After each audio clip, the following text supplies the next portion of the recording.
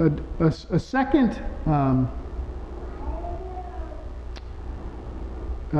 focus for us is actually going to be the entire year of 2008. It's something we call Connected, and it relates directly back to our mission statement. So you see connecting with God, each other, and the world.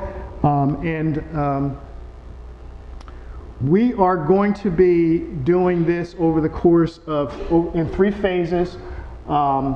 One beginning next month, which is going to focus on aligning the mission of the church with the 7 principles that Henry Blackaby, I don't know if you know Henry Blackaby, but a Baptist minister who did some great work up in Canada and has, I think, really developed some interesting tools and themes for church ministry. And we're going to take some of his principles, align our mission with his principles for the first phase, and we're going to be doing some other things in the subsequent phases. But the whole point is to help people really understand and get a grasp for Connected.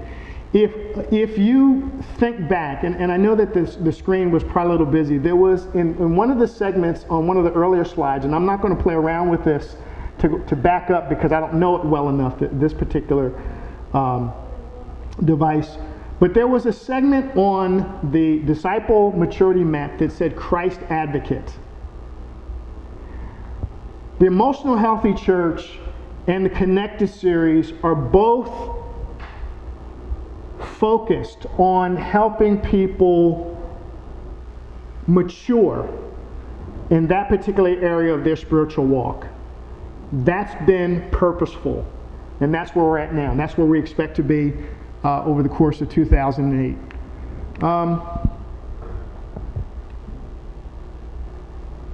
Connection venues. We'll just kind of list them briefly here. Interactive prayer station is something you're very familiar with. Here, as a matter of fact, we've borrowed some of your ideas and used them. Prayer groups, which continue. We don't have a standard prayer meeting, but we have a number of groups who meet for prayer.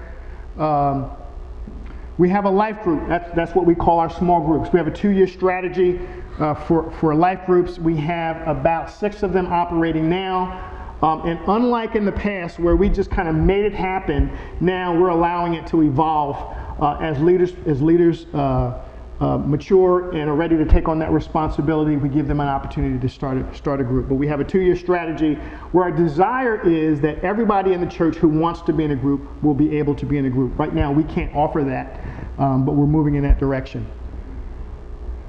Parenting group that Scott and his wife lead, or actually participate in. I know that he probably would reject the term lead, but it's called Sacred Parenting, and we're actually dialoguing around a book, and we have a number of couples with very young children who are participating in that, and it's really about sharing their own story about parenting, and we feel like that's a very important and as opposed to it being another how-to parent group. That's not what its intention. Its intention is, what is God telling you? How's God ministering to you in the midst of you being a parent? And what does that do to your focus, to not only your response to your children, but once again to how do you then make that relevant to other people who could be struggling as parents, who are not essentially got the advantage that you do in having a God they can call out to. What does that mean? Mentoring, we encourage, just about require everybody in leadership to commit to mentoring someone. And we actually have a mentoring class that I developed that we can train, help people become more effective at mentoring, understand its basic components and concepts, and how to do it. And we encourage people to mentor, to take on responsibilities. And there are occasions where I've even announced to groups, I'm available to mentor 3 men this year. Anybody, and while that's not the ideal scenario, we want our leaders to mentor people because we believe that that's really part of the discipleship process. Ministry to men, which is I'd say it's almost a burden for me.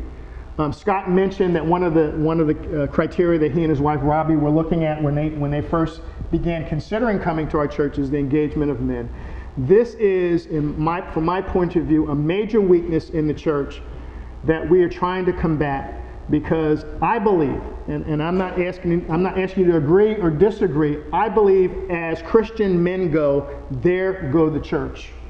I believe that with all of my heart.